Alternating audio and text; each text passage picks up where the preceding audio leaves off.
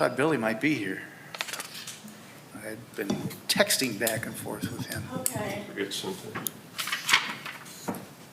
How you doing, Mr. Zuloff? Surviving. Good. Doing fine. Well, this is my first meeting back since COVID. Yeah. Me too. I've been doing everything virtual until now. Well, you don't have the option. Well, now that I was fully vaccinated and I actually got COVID, I guess you can say that I'm invincible. You can say that, Mark. I'm not sure I'm going to step out there. Okay, we're streaming live on YouTube now then. All right. Just so you know. Thank you, Kristen, for taking care of that. So we'll go ahead and call the meeting to order. And I guess the first item of business is the introduction of our new. Are we still remote meeting? I mean, are we broadcasting Yes. this meeting? Yes, we are. Thank you. That's my guess. All right. So, Aaron? Sure. Let me get this here. Hi, I'm Erin Blair. I have just started with the city as the new chief planner, so I'll be staffing this commission and looking forward to getting to know all of you. Which project? I know the city quite a bit because just the downtown portion, because I worked on the downtown master plan with MKSK. So I was the project manager of the plan, actually wrote the plan, and just really kind of fell in love with Sandusky. It's a great place, and I'm really excited to be here. A little bit about my background: I'm from Dover, Ohio, so I grew up in a small downtown kind of circumstance, and my grandpa owned the drugstore, and my dad owned a car lot, and so I just kind of have those small town roots. And then I've been in Columbus for 20 years. I went there for undergrad and grad school, and spent most of my planning career as a consultant so far. And then this is my first position with a city. So I've worked in a lot of places, for ODOT, for counties, for small and medium and large cities. So a lot of experience there to kind of bring to the table, and lots of listening and learning to do. So I'm definitely in listening mode, trying to meet everybody and understand where you're at, what all the commissions are doing, what your priorities are, and what's going on in the city. So any tips you have for me is super helpful, and I would be happy to sit down with each of you and have a conversation. I would love to get to know you and understand your background in the city as well. So thank you. All right, great. Well, welcome, and we're glad you're here. Thank you. All right. We'll go ahead and go to the agenda. Since Kevin Zier is not here, Mark has volunteered To take to take the minutes. the right? minutes, so. Yes, we appreciate that, Mark. So we'll move on to the approval of the minutes from our June meeting. So Is there a second? Second. Any discussion? If not, all in favor?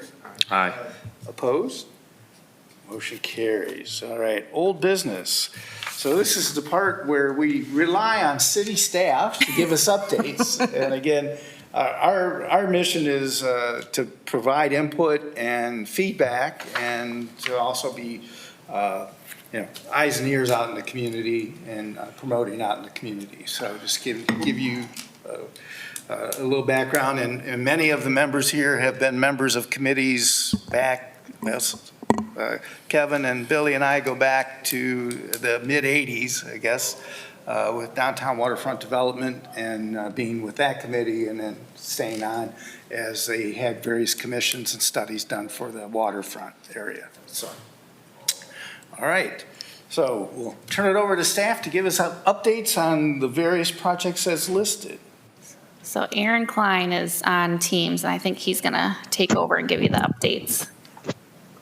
I am through the commission chair. Can you hear me okay? Very well. Yes, Aaron. Thank you. All right, wonderful. So the first one on the agenda, the transient marina. I wanted to just let you guys know that the crack, or not the crack, it was just a separation of the two concrete slabs along the eastern side of the marina has been repaired already. And that was a safety concern, if you recall, for bike tires or stroller tires or those types of things. So that has been repaired. We're still monitoring other locations and hoping that maybe in the future, whether it's next year or the year after, we might be able to do a couple other repairs. But I wasn't sure if anybody had any questions, and just wanted to let you know that we are done with that. Aaron, I do have one question on that. Was that a structural issue that was causing that crack, that we weren't foundation deep enough or anything like that, or is it just cosmetic? It was not cosmetic. There were some voids underneath it, and we pumped some concrete in there and then pinned the sidewalk to the adjacent sidewalk at the saw cuts. So there were voids that had to be filled. The plans on it are a bit sketchy on what exactly was done. We have some plans on what it was, but I don't know about the design. That was done maybe in 2010, 2011 timeframe. So I think the high water the last couple of years and the high wave action that we've had have not helped with undermining of that thing. Very good, thank you. Certainly. Any other questions for Mr. Klein on the transient marina? All right, if not, onto the Meg Street project. Yes, I want you guys to be aware that, and I might tie this into the other number C or letter C on there as well, Okay. is that staff is still working through the Meg Street project. We still anticipate going out to bid late this year, December, January timeframe, and having that project start at the beginning of 2022 for construction. What we're doing is we're coordinating with the Justice Center, which I'm sure you guys, some of you probably heard that on Monday night, the commission agreed to keep the Justice Center, the police and courts at the old City Hall location there on the corner of Meigs and Washington. So we're going to start moving through that process with the Justice Center. We're going to coordinate with the Meg Street project. And as you're aware, we also have a Water Street project that's coming in 23 that goes from Franklin to Meigs. And we're going to try to coordinate all those intersections and try to make everything as cost effective, but also make sure that it's exactly what we want the end product to be. So there's going to be a lot going on that section of town over the next few years when you factor Warren in as well. So I just want you to know that Meigs is still on schedule, and we are trying to coordinate everything in-house with all the other things that we have in that neighborhood. Okay. To you, Mr. Chairman. Yes, Aaron, I maybe should be more clear, but for this thing for the Meg Street and Justice Center going out to bid, there must be pretty developed plans and so forth. And then that leads me to wonder, and I don't really have a clear vision past some years ago, I don't know if it's 3 or 4 years ago, the vision I have in my head envisioned that there would be no development down in the Battery Park area that was between the nearest street and the bay, or the sailing club and the marina there. That plan, as I recall, sort of envisioned, I believe, that the old city building was gone and that a new, smaller road would go through that area, maybe where the tennis courts are and such that there could be development of some of that property with maybe a high-rise hotel or other things without blocking visual access to the water.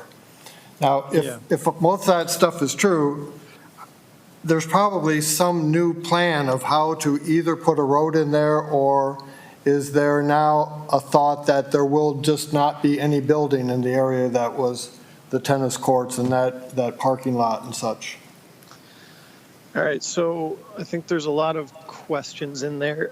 If you, through the chairman, if you don't mind me trying to answer some, and then the timing of that is probably pretty good as well, because having Erin here, she can speak to what the downtown master plan had revealed and alluded to is what, the desire wasn't for that site. But so what we're doing as part of the Meg Street project is we are going to put the radius at each corner for possible road extensions at Market and Water Streets.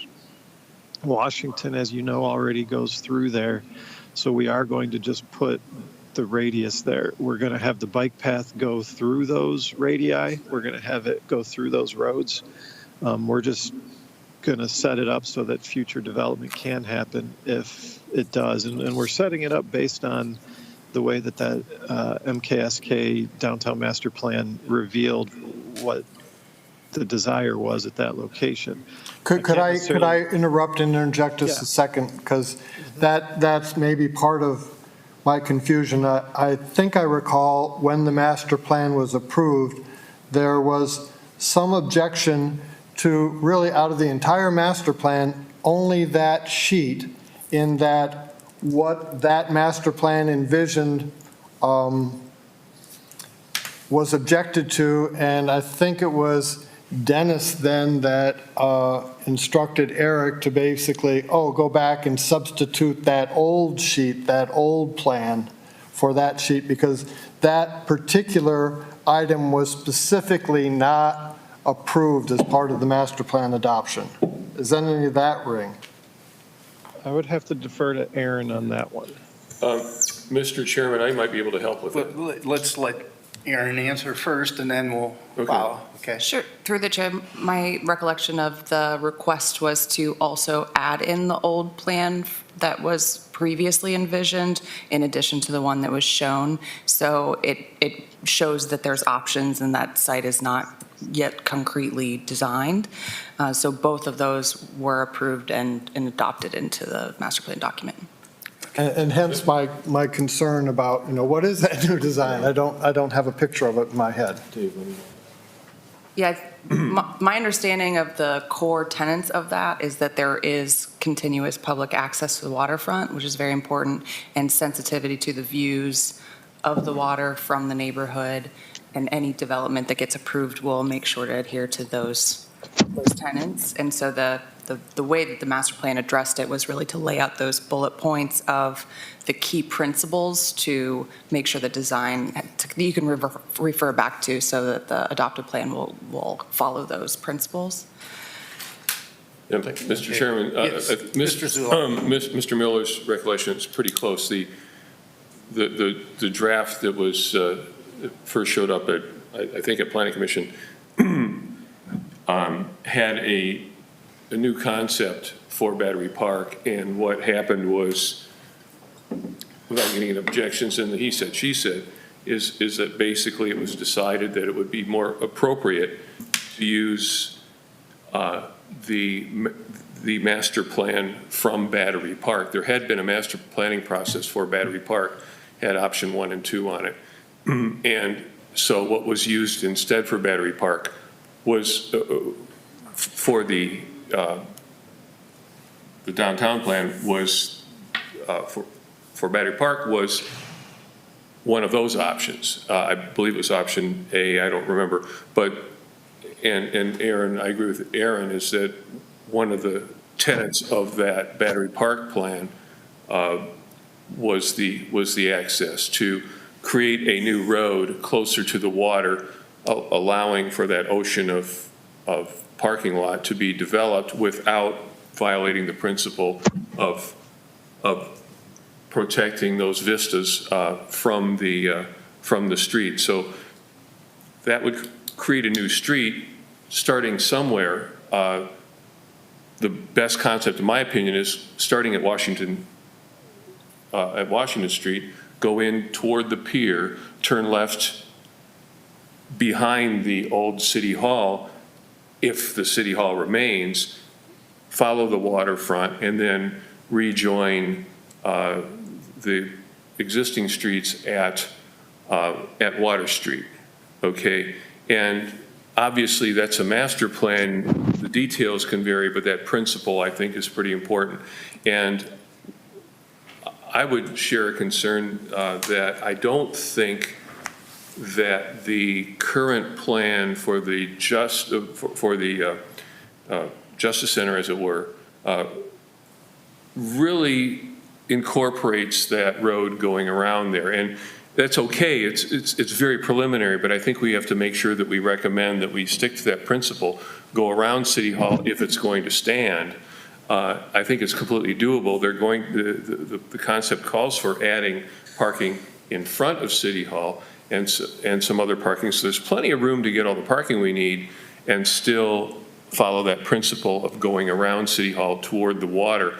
And that would be really a huge asset, because if that's a slow traffic, narrow street like perhaps Shoreline that allows people that want to get to the water to get there without inviting travelers, commercial traffic, it would work. But it could be an oversight, because that's the committee that worked on the Justice Center really wasn't focused on the big picture. They were focused on solving the Justice Center problem, right? So we have to make sure that the interests and mission of this committee, get considered too. Sure. Mr. Chair. Good point, Mike, thank you. Yes, Mark? Through the chair, this started with a question with regard to what the former master plan was and the fact that we're moving towards very different aspects of the master plan. I think the point is, will we have an opportunity to see the changes that are made prior to actually going out for bid? Go ahead, Aaron. I was just going to say, through the chairman. Yes, Aaron. The Justice Center, we're extremely in the preliminary phases of that. We haven't even signed a contract for design. We just did a conceptual plan to make sure that we could fit and consolidate that site as much as possible. That plan showed 176 parking spots on it. That was what the original needs analysis showed. I don't think that that's needed. I think through the design process, which is expected to take somewhere between 9 and 12 months, we will figure out how we can route traffic, how we can route pedestrian traffic and not have conflicts with the pathway and those types of things. And that site plan will definitely be presented to you guys. We'll also take it through the other proper channels that are needed, but I'll keep you updated on the Justice Center. As far as the Meg Street, that's an ODOT project.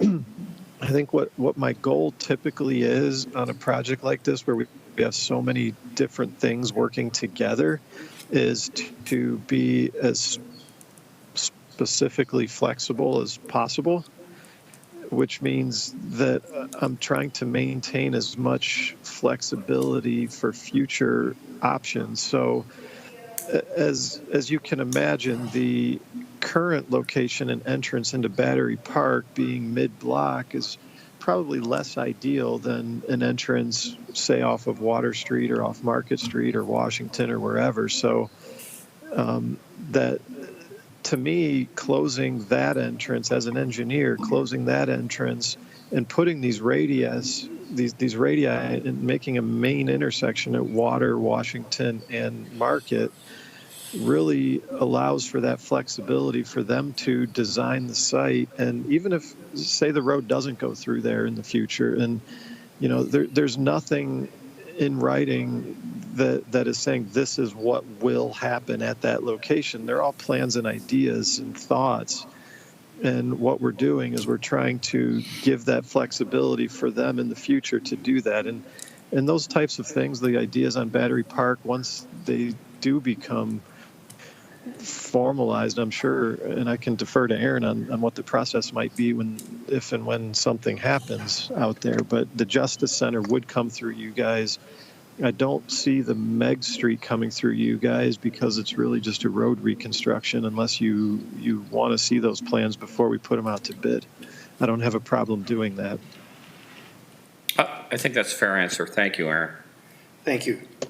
Good update. Sorry for the interruption. No, it's good. It's good conversation, because obviously keeping the Justice Center at the current location changes a lot of concepts that we had for that area. So all good questions, and obviously I appreciate the fact that we're going to have a lot of give and take in the design and review. So we'll stay tuned, shall we say. Yeah, exactly. All right. We'll move on then to the Causeway Wetlands. Yes, through the chairman. Yes, Mr. Klein. This is the project, as if you recall, it's on the western side of the causeway, hugged up to the overflow parking lot with Cedar Point, near where the city's main sanitary lift station is, just south of that. It's a several-acre wetlands project that we've been designing through the Sandusky Bay Initiative with ODNR, Ohio EPA, US EPA, Great Lakes Restoration, the Corps of Engineers, everybody else. Soil and water, making sure I had Bree and Bowling Green and others involved.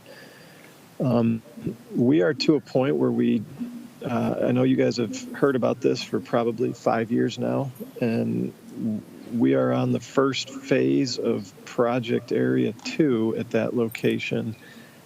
And the design is supposed to be finalized within the next few weeks, and we have gone out for qualifications for inspection services as well. So we got all of our permitting from those various agencies. We've got the agreements with Cedar Point in line, and everything seems to be in place. And it's been a very tall order to get to this point. But when you're doing something that's never been done in the Great Lakes before, that's the way it works when you have this many regulatory agencies involved. So I just want you guys to be aware as well that, this is something that I'm excited about, is it's supposed to improve water quality in the bay.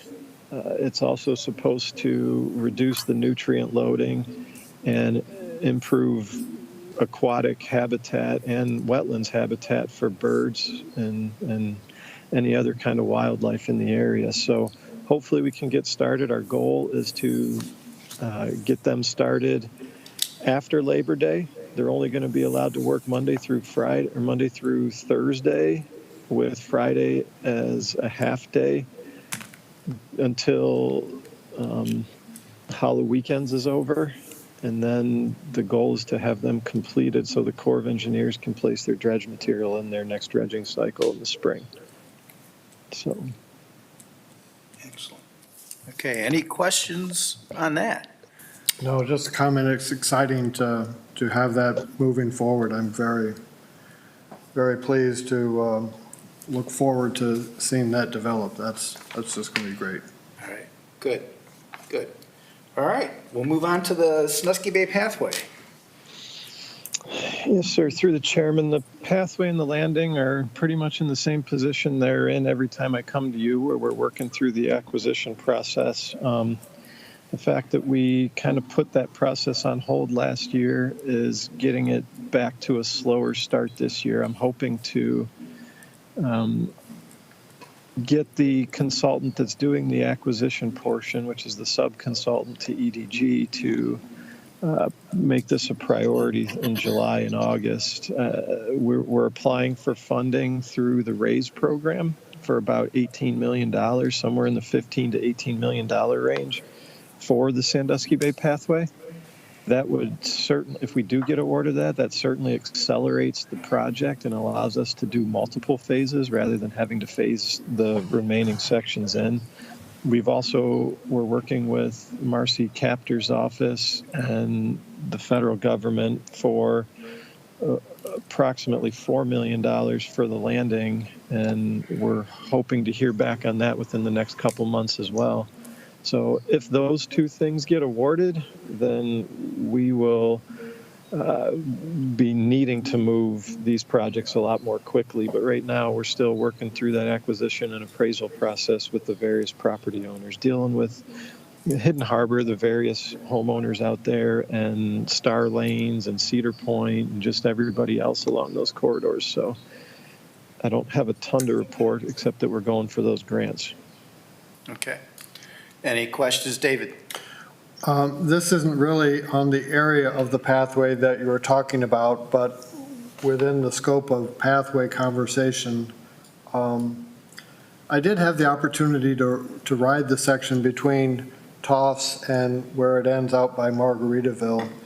And in doing so, it made me think more about the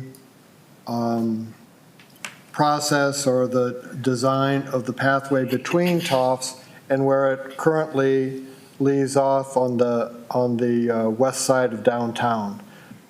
Like when my wife and I rode it, we kind of followed the path downtown as far as it went and then made our way out to Monroe Street, but it doesn't really feel very safe to ride on Monroe Street. The sidewalks are horrible for the most part on either side of that street.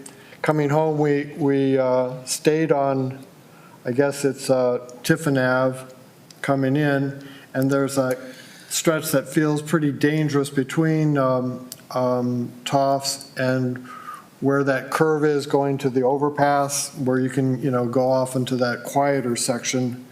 But there's no sidewalk there or any place other than the street to ride in, which is, again, feeling pretty unsafe. Any development or thought or what are the next steps in that segment of the pathway? Well, through the chairman, I think the first step is to get you on board as our spokesperson as to why it's needed. I'm perfectly willing. I mean, no, that's exactly why we're going through this process, because you've got two railroad tracks on Edgewater and Monroe.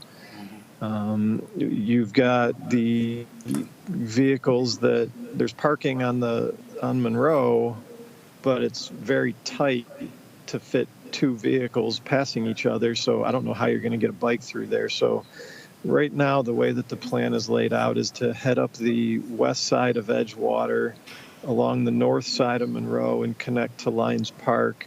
We're working with the health department to make the connection through Lyons Park, in front of the health department, take it through, I think it's Jefferson, and then down, back down to Monroe after we get, what's that last road there by Raytech?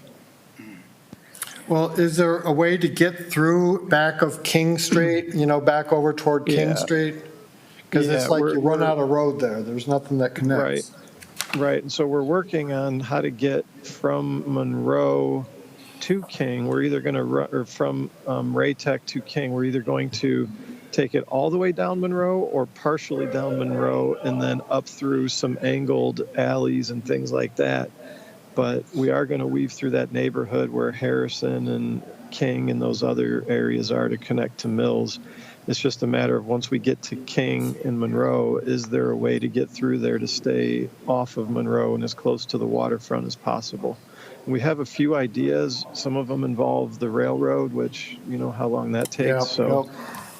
Once we work with the railroad, and if they like our ideas, then we'll be able to present those back. But if they don't, then we'll have to probably just take it along Monroe. Thanks. Mr. Chairman? Yes, Mike. Yeah, I would share Mr. Miller's concerns and also point out that we're not just talking about the pathway here, we're talking a little beyond, getting closer to the bridge. And but also we have another member, Mr. Haberger, seems to have some specific insights and knows way more about it than I do. So I'm sure that you wouldn't have to try very hard to get his insights on there, but Usually volunteers, yes. Mr. Chairman, Yes, Joe. I travel Venice Road every single day because I live in Cold Creek Crossing. So I'm out there all the time. The new stretch is working. I see walkers, I see bikers. When under construction, I know Rome wasn't built in a day, neither was Venice Road. It was dangerous while my road came right in like this. It was a perpendicular intersection. I could never tell when those lights were up and there no traffic was moving. Is it safe for me to go this way, or am I going to be hitting oncoming traffic coming this way? Anyway, it got done. My concern has always been from Edgewater going towards Dollar General. That's where I see mothers and baby carriages and little ones in hand walking on the street because there's nothing there. And in the wintertime when the snow's in the road, I don't know what those folks are doing, but I have seen them walking over the bridge. not with baby carriages, but walking over that bridge. Are there any plans or ideas to address that situation? Sidewalks are needed, but I don't know how you get through there and over the tracks and on down to the, and these are just families. Right. These are just families doing that. Exactly. And I've seen the same, when my brother was a resident out in the Commons, I was driving there Sure. quite a bit. So, yeah, you do see a lot of pedestrian traffic out there in places it shouldn't be. Yes. Yeah. Going the other way was not the easier way, but less obstruction going the other way, which is Right. nice. Now Right. we need to Yeah, figure it's out the nice. other way. Yeah, they've solved the issue. So, things to keep in mind as that project moves forward, right? Yes. Okay. Maybe someday there'll be a bridge over the tracks. All right. Yeah. Are there any other questions on either the pathway or the landing? Mr. Chairman, I didn't want to get long-winded, but I meant to say we should all be blown away with what's happening there. It's really beyond what I expected. There's some questions here and there, and I'm sure those, the details will get addressed, but wow. Mr. Chairman, Yes, Bill. addressing that same section, I noticed that about 9 or 10 mailboxes that are kind of isolated in asphalt there, and I'm just a little bit concerned that they might be great snowplow targets or. And I'm sure you're the first one to bring that up. Yeah, I'm sure I am. I just want to make sure that we addressed it. Right. Okay. Someone said, Mr. Chairman, that's a perfect spot for baseball practice. As they're driving down the street with a bat in the car. Oh, boy. You know some guys are gonna try that. Yeah, they are. No doubt. Yep. Given the opportunity. Sure. Yep. All right, we'll move on then to West End connectivity. Do we have Yes. anything in addition to what we've discussed? Just on a timeline, through the chairman, I just wanted you guys to know as well that we do have delineators that are going to be put in line with the mailboxes. They're not there yet, and hopefully that helps with the visibility of seeing those mailboxes. We're trying to work with the Postal Service. The person that we've been told to work with is apparently now in Toledo, and we're given somebody else to work with. We obviously can't have the mail trucks on the bike path. We obviously can't have the mailboxes on the south side of the road either. So we're trying to figure out solutions that they would allow us to do. But those locations are really the only place that we can put them right now, unless we hear back from them that they're willing to make some adjustments. Other things that we have going on, we still need to put the banners up. We just got approval from AT&T to hang the banners on their poles out there, so those should be coming up within a month or two. We have some trees that are going to be planted out there. Unfortunately, we couldn't get too many property owners to agree to put trees on their property, so we're going to put 8 trees on maybe 3 or 4 properties. And Toffs has been wonderful to work with, in that they're allowing us to put trees throughout their property. We had our forestry our arborist look at it and recommend what trees for the location with overhead wires and signs and things like that. And then lastly, we do have the rapid flashing beacons that will be installed at the crosswalk, the pedestrian walk at Cold Crossing. That's one that it concerns me, and it's concerned us, but it was the only way to connect as many neighborhoods on the south side of the road to the path as possible. And hopefully when ODOT comes in and does their project in a couple years, we can talk with them about maybe some precautions that they can put in. So I don't really have anything else at this time on that project, but we do have 4 main things remaining. And I'm very happy with how that project turned out with all the restrictions and everything that we had going on. It was not easy to get to where we were, but there are a couple details we do have to work through as we're closing it out. All right, thank you. Yeah, Questions, overall, Dave? great. Just a comment. It was a joy. It just feels like such a small section, but no, it's a great improvement. All right, thank you, Dave. All right, any other questions on that project? Any other old business anyone has to bring forth before the commission? Well, this Committee. might be or not, through you, Mr. Chairman, Yes, and David? if Aaron is still around.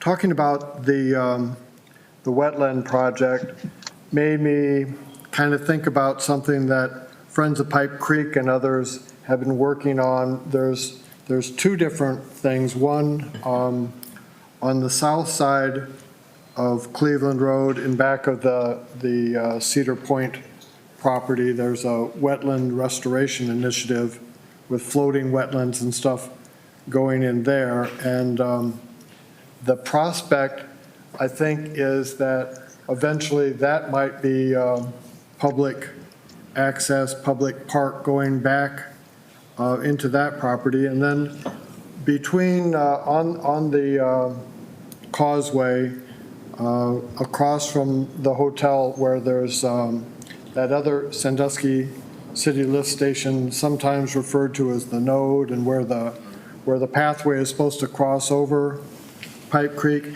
Just one side or the other of that, there's some big logs sitting there. That was part of some project that got halted by an archaeological thing or something. Do you know anything about those, Aaron, or where the status Yeah. of progress is? Yeah, through the chairman.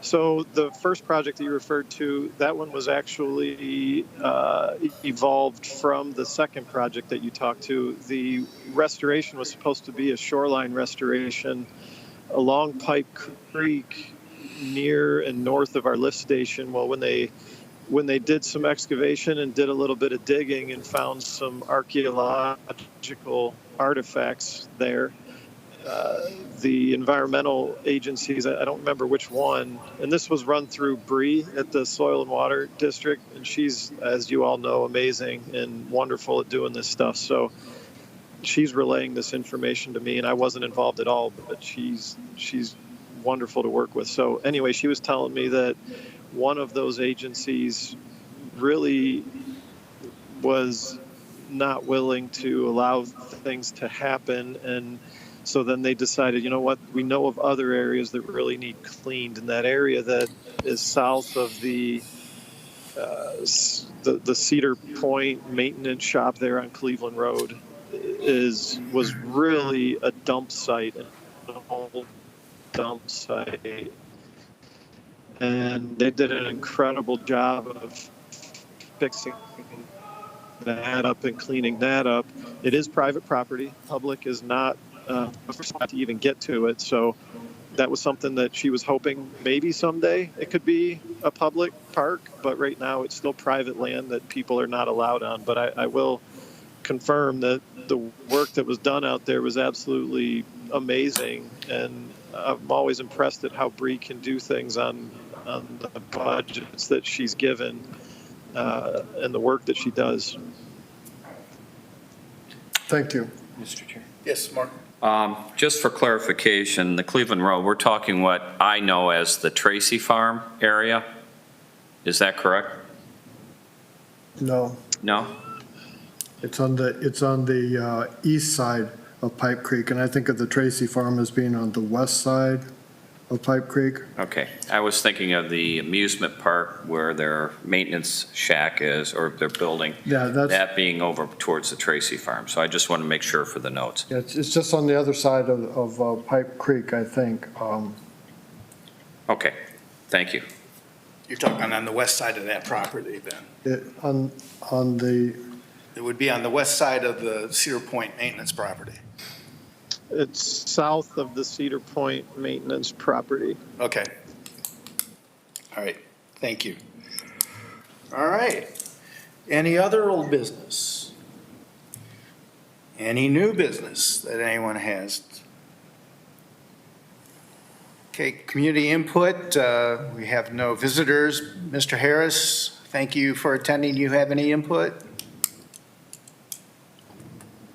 And if he does, his microphone. Sorry there, I had a little delay. trying to multitask this morning. But no, really, I don't believe I have any comment to offer this morning. All right, thank Mr. you. Chair, I do have one.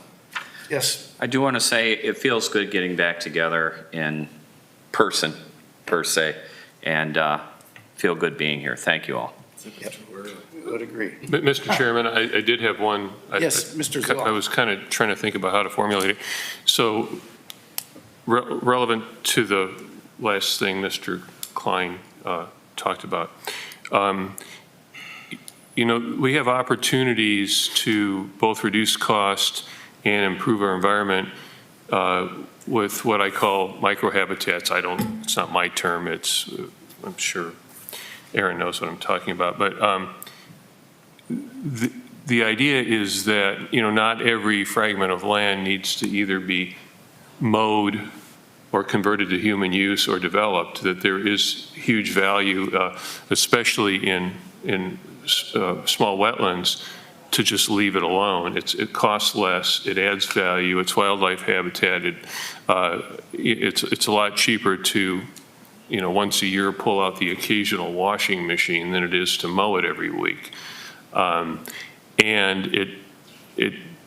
it doesn't, these little pieces of land that aren't necessarily conveniently developed are pathways for wildlife to move and habitat and resting spots for migratory birds and so forth. So there are probably opportunities that we have in this city to look at pieces that, sure, they're green space, but they can remain green space, but stop mowing it, leave it alone, and let it be what, you know, nature would have done anyway, at lower cost and perhaps greater utility for the greater good. So I don't know if it's an idea that hasn't really been talked about much in this body. I don't know if there'd be support for it, or but I want to at least introduce it and either see if there's any support or at least say that I feel that this is an option in many cases. It makes sense, Mike. Thank you. And it's kind of interesting because I just got back last night from a vacation out in Kennebunkport, Maine, and we drove. And so having, you know, basically about 15 hours on the road over the last couple of days, you see a lot of green space and you see a lot of the mowing crews mowing alongside the highways and such.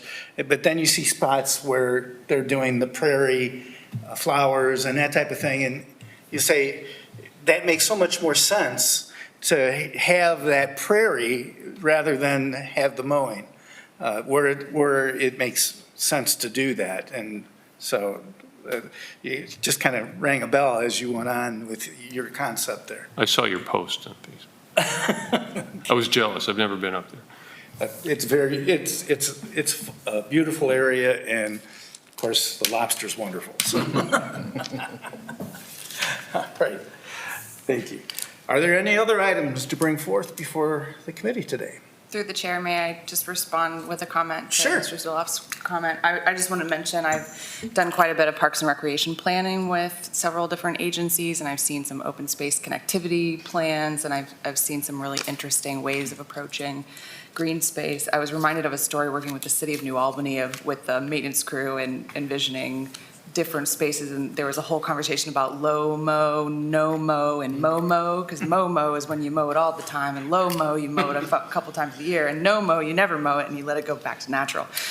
So it's definitely an interest of mine. We're an incredible, like, tight urban design, lovely, walkable, connected community on one of the most precious ecological resources in the country, and so it's definitely something I'm super interested in to understand.